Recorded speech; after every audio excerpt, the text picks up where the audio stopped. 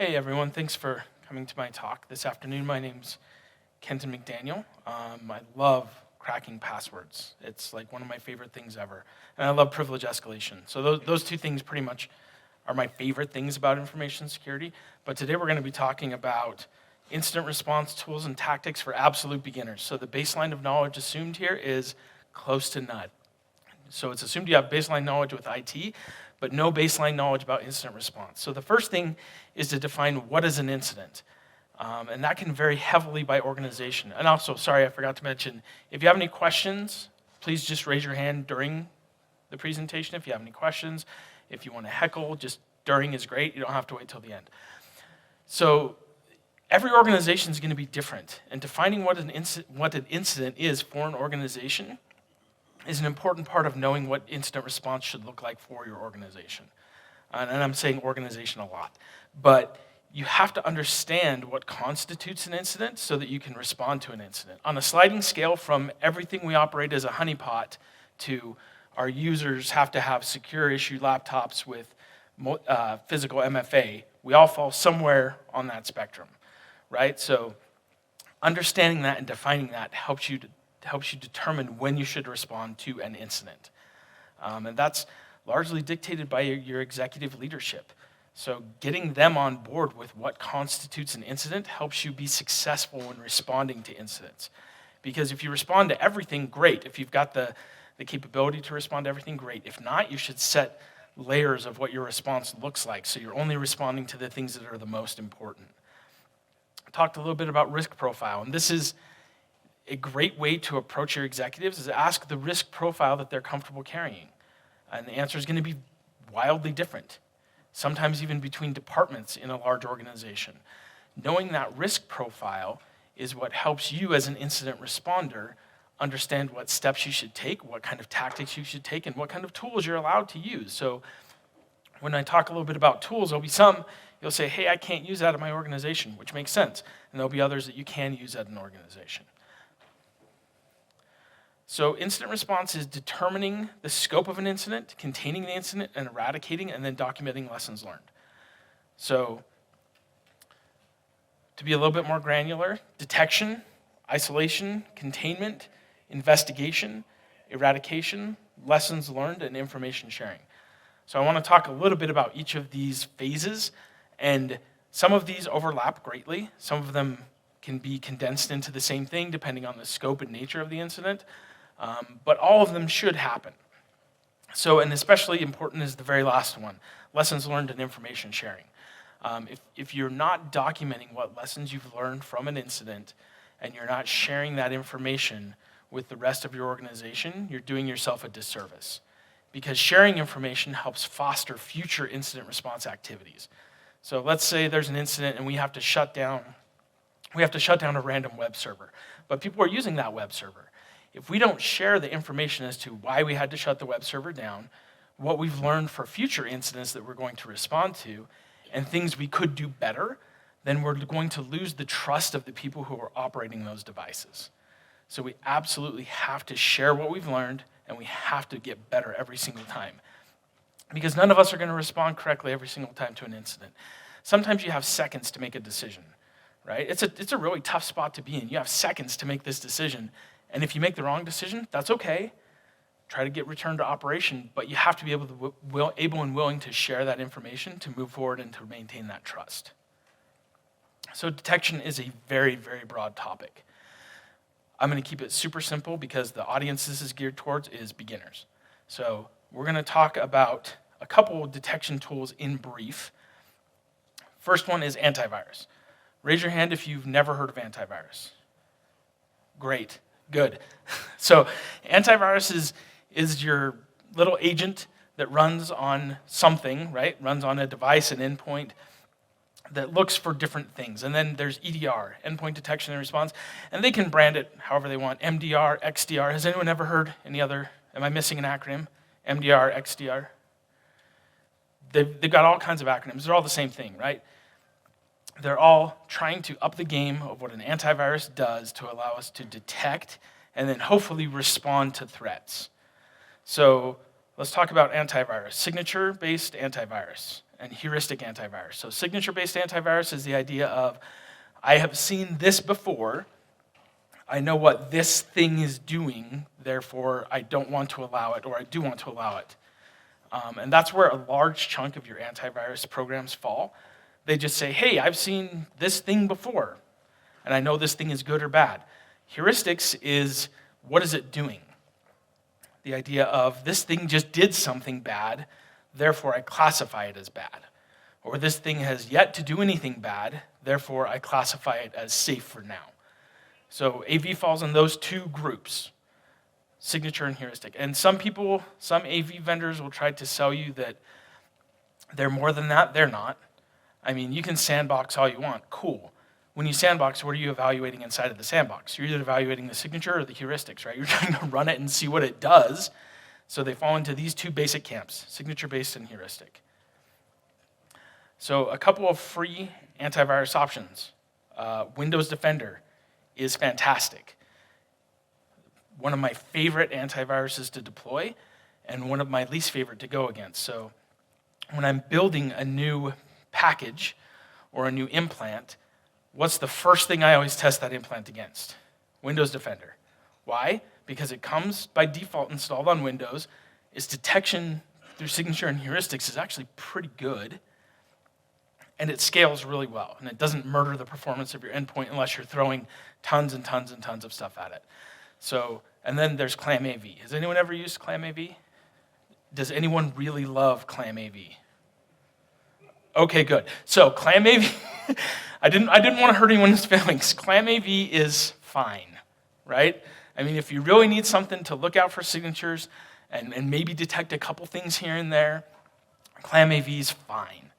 But those are two good free options that you can deploy. The Defender part's free with a Windows license. We're not talking about like Defender ATP or whatever they've rebranded it to this month. I don't know what Microsoft's calling it now. Their advanced threat protection or their more heuristic-based EDR. But just the normal Defender comes with your Windows license. And ClamAV, you can deploy it on your Linux endpoints, and it's fine. So those are two decent options for free.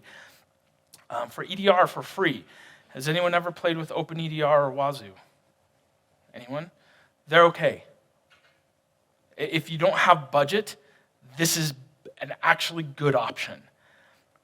Because as we'll talk about in just a little bit, the whole point behind antivirus and EDR is not to comprehensively protect all of your assets from threats. The whole point is to alert you in time to be able to respond effectively to those threats. So we've got to think about our EDR. It's running there. The salespeople are going to tell us this will stop 0 days. And you're like, you don't even know what you're talking about. How on earth? That doesn't make any sense. The reality is this heuristics engine should tell us far enough in advance that something happened so that we can respond in a timely manner. That's what we're looking for here. And if you get an alert, so for example, let's say I get an alert for Mimikatz executing against an application server, but my EDR says it prevented it.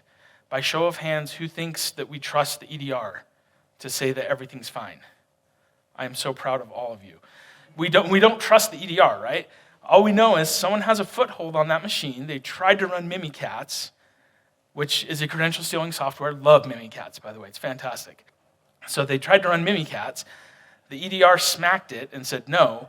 So now what's the attacker going to do? Anyone? They're going to just redeploy Mimikatz, right? They're going to strip it down. They're going to get rid of the signatures. They're going to redeploy Mimikatz, and they're going to go forward. So these detection engines are super important for us as defenders, but they're not something that's a wall that stops everything. Again, it's just, this alerts me in time so that I know I've got time to respond to a threat. So even if we just do a cursory glance, yeah. Would you run both an EDR and an AV system? I would recommend both. You can get some EDR platforms. Oh, sorry, the question was for anyone that didn't hear, would you run both an antivirus and an EDR on an endpoint? So my response is I would run both. unless the EDR comes bundled with anti-malware signature-based. And a lot of them do, a lot of them don't. So knowing your tool set's important, because spend is a thing, right? You don't want to double spend if you don't have to. So if you go to your EDR vendor and they say, okay, cool, the anti-malware is bundled in, here's how it gets the signature updates, here's how we do detection, here's when we scan, then we probably don't need to double deploy. But if we have an EDR vendor, like if we're using one of the free ones, definitely want to double up on that. Or if our EDR vendor doesn't have the signature-based detection, you want to double up on that. Fantastic question, by the way. Thank you. So understanding when to investigate the alerts, because in an ideal scenario, we investigate all alerts, right? But some of us have really sprawling IT infrastructures. We can't investigate all alerts.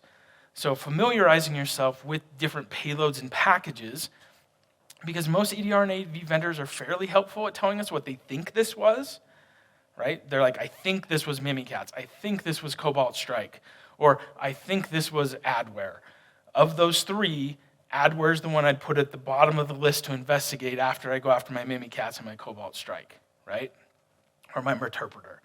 So knowing a little bit about the packages that the adversaries are going to deploy to your infrastructure helps you know kind of your triage order, right? Because we're getting alerts constantly, and that can lead to severe fatigue.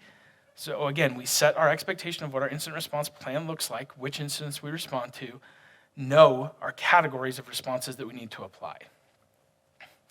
So isolation. So we've investigated a little bit, right? We've investigated a little bit, or we've detected, sorry, I'm going out of order. We detected a little bit, and we said, okay, something was detected within our environment. We need to start responding to this. Isolation, the idea is to minimize the impact around the affected device.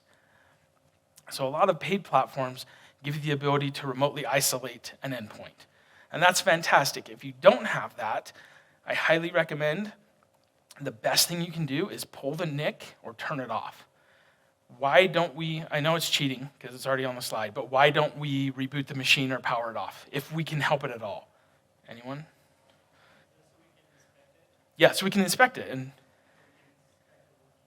yeah, memory forensics is super important, right?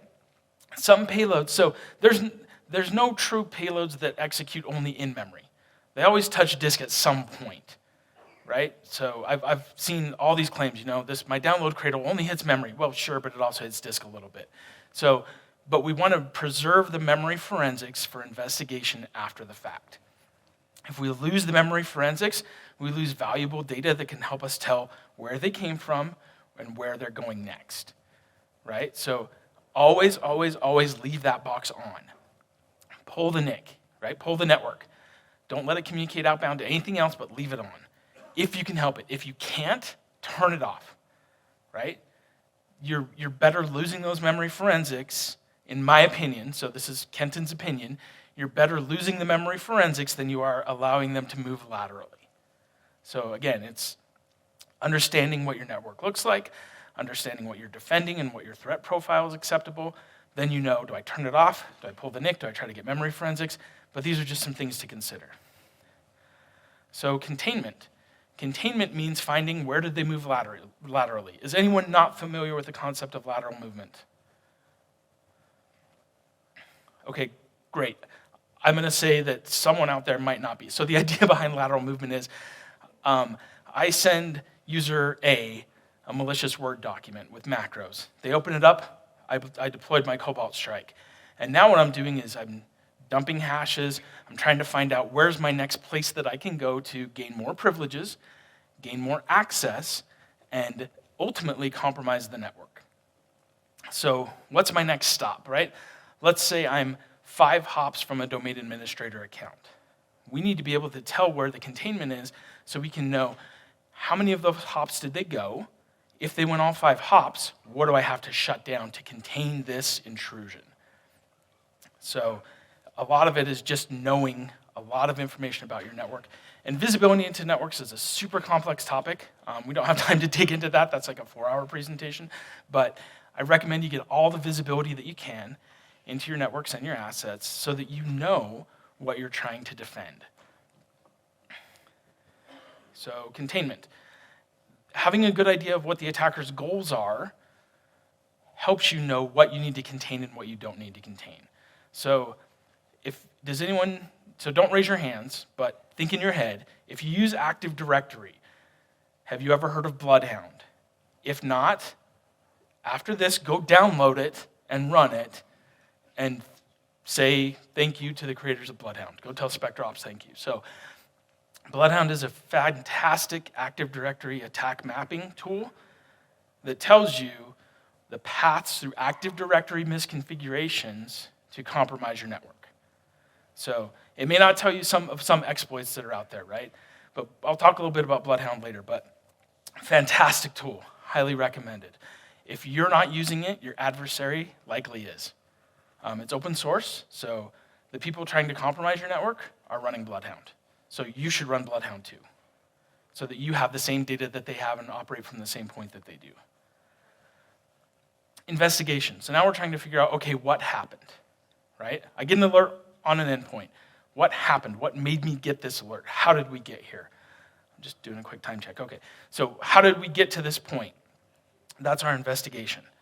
And so there's tons of different tools we can use. We'll talk a little bit more about those. I've got some quick examples. We're going to do a really quick and dirty incident response and triage based off some logs that I've got. But investigation is the bulk of our activity into determining root cause analysis and being able to then go back and share lessons learned.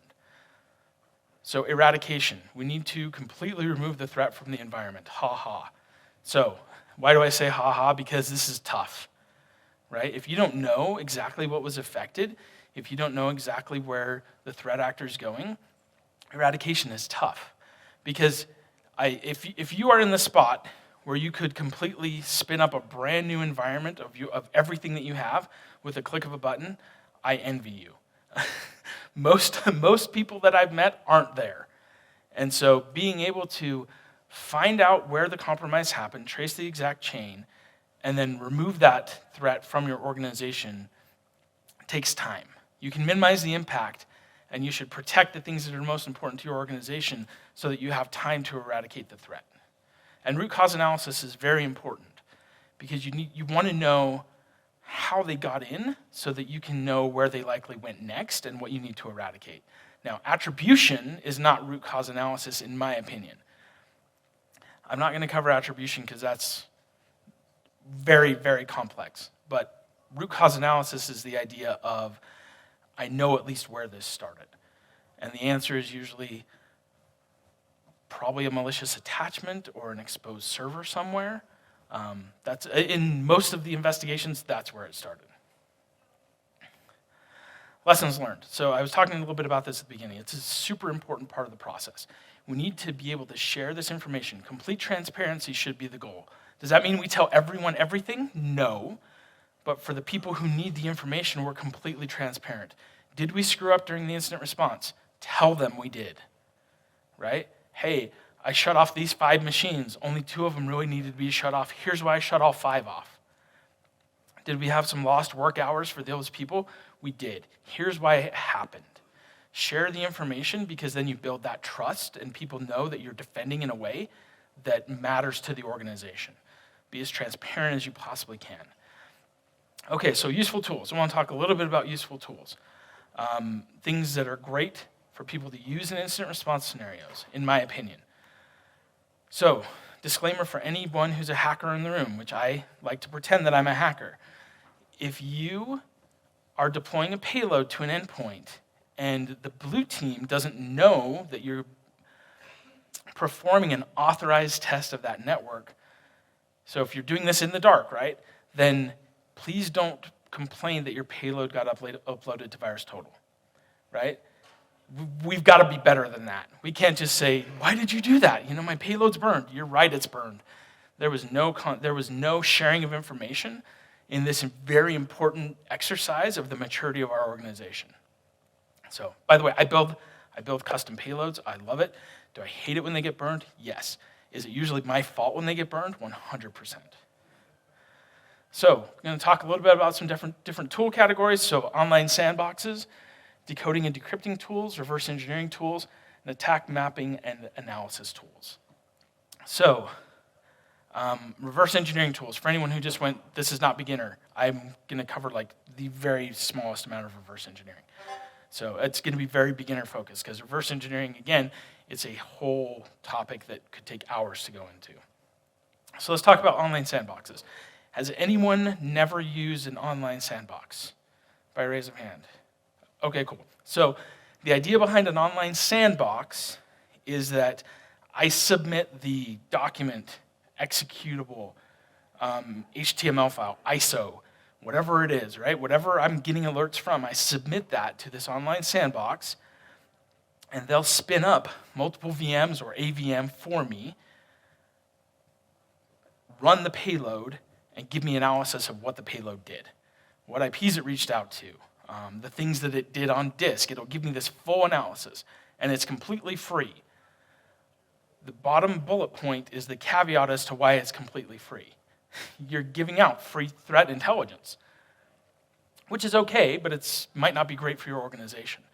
So if your organization tightly controls all information submitted within your systems, online sandboxes, unless you have a premium subscription that says they will not share, are probably not for you. So understand what your risk acceptance profile is for your organization. If the risk acceptance profile is much more broad, online sandboxes are fantastic. One of my favorite is Triage, Tri.age. Fantastic sandbox. You can spin up a Windows 7, Windows 10. I haven't seen 11 yet. You can spin up a Windows 7 and a Windows 10 VM. It'll run whatever you submitted to it. It'll build you a report based on the behavior of what it found, and it will link back to MITRE TTPs, which is all very important stuff. I mean, I try to avoid over-the-top business speak if I can, but MITRE TTPs are super important because a lot of people see that as a de facto ranking. So Triage is fantastic. By the way, everything you submit is public. So if you submitted a document you thought was bad, that had confidential information in it, it's now free to the public. So you just have to exercise caution when using online sandboxes. VirusTotal. Has anyone not heard of VirusTotal? So the idea behind VirusTotal is they spin up a whole bunch of antivirus engines in containers on the back end. Every time you submit something that has never been seen before, those containers will run their detection against whatever's in there, and then they'll give you back whether it was detected clean or malicious. So if it's already seen it before, so let's say, and you can search by hash, or let's say I submit an executable that it's already seen, then it'll show me, here's the detection rate for that executable across all these different antivirus platforms. Here's the people that think it's malicious. Here's the community score for it, if there is a community score. So people can go and say, hey, yeah, I saw this on my network, it's bad. Or people can go and say, no, it's a Microsoft signed binary that's just doing dumb things. So there's the community element to it, which is great. But if you have a VirusTotal premium membership, you can download everything that's submitted to VirusTotal, which is awesome for threat research.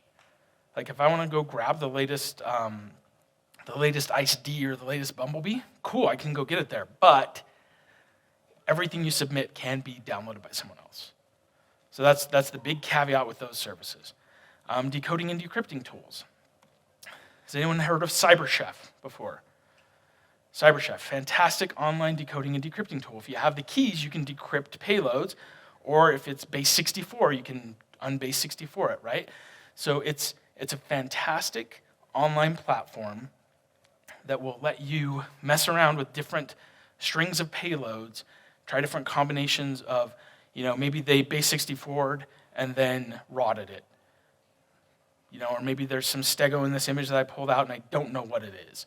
So you can take on CyberChef. CyberChef doesn't save stuff and share stuff. So if you have a text payload, I highly recommend CyberChef would be where you go to mess with it. And I know that image is like super tiny, but that's a base 64 encoded PowerShell download cradle. So that's what that is in my image.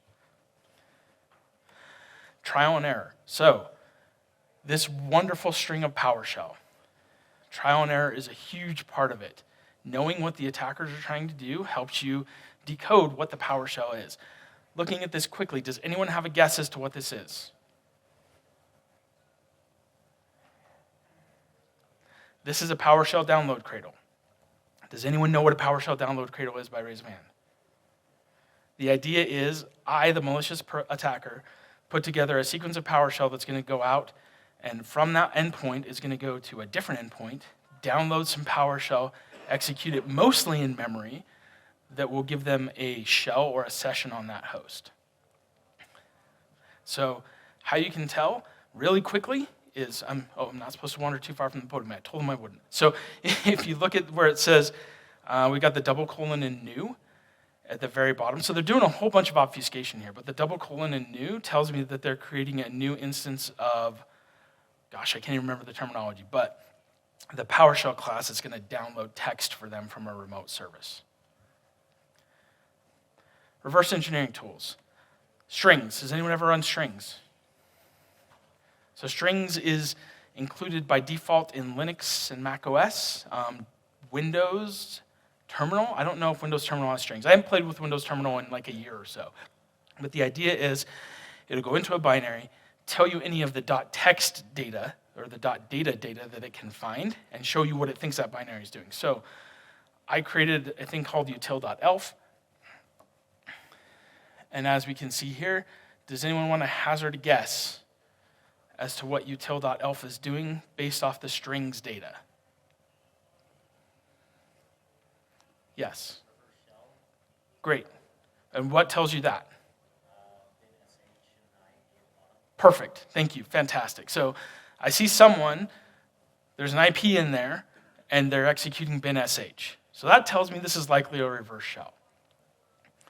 So .peek. Has anyone ever used .peek or any of the other sort of things like that? So the idea is taking .NET source code back to its original source code. And I got to kind of hurry, I'm almost out of time. So the idea is it'll take it back to its original source code for me because .NET is super friendly like that. Will it do it for C binaries and C++? Nope, just .NET. So reverse engineering, you can go super deep on reverse engineering. We're not going to because it's super complex. Bloodhound. Go get Bloodhound. It's fantastic. Run it against your Active Directory domain. It will tell you the steps that the attacker is going to take to compromise your domain. So, fantastic tool. I love Bloodhound. I've got 2 Bloodhound t-shirts. I didn't wear them today, but I love Bloodhound. So, log files. Get all the log files that you can during your incident response because learning to analyze log files for common attack paths and patterns will save you hours of time. Learn how to be a hacker so that you can respond to incidents appropriately. So learn how to carry out super common exploits. So I've got 2 minutes left, so we're going to look real quick. So does anyone can anyone tell me what the highlighted line and the highlighted log entry is? Or is it too small? If it's too small, just say so and I'll go to the next slide. Too small. Okay, cool. So in this Windows log, the remote registry service has been started. That tells me that likely someone dumped credentials remotely using Impacket from this machine. So someone had valid credentials, used Impacket's secret dump to grab credentials from this machine by starting the remote registry service. Web access log files. So does anyone want to hazard this to tell me what's happening here? So this is just my Apache logs. And there's a very clear path that somebody took, and there's something that happened here. Yeah. So they are. That's the first part, right? They're trying to figure out where things are. So they're looking at it. So they start at the index. They go to the dashboard. And then we see that they are trying to enumerate an uploads folder. So this thing lets you upload stuff, right? They found that there's an uploads folder, and we see that there is a bunch of 404s. They tried to upload something, but they couldn't get to it. And then they called the add function, and then they were able to go to the very bottom line says that test.php was uploaded, and we get a 200. So 200 means it was successful. CMD equals ID. So what did they just do? They uploaded a web shell onto this web server, and they executed the ID command to tell what level of privileges they're running with. And then last plug, Flare VM is a fantastic VM that bundles together a bunch of these tools that I talked about. It's a Windows VM. Mandiant maintains it. So grab Flare VM. It gives you a ton of incident response tools all in one package that you can run virtualized, which helps protect your host OS. You can detonate things in there and let it be destroyed and cleaned up. And I am out of time. If you have any questions, please come up and talk to me after. Thank you so much, everybody. I really appreciate it.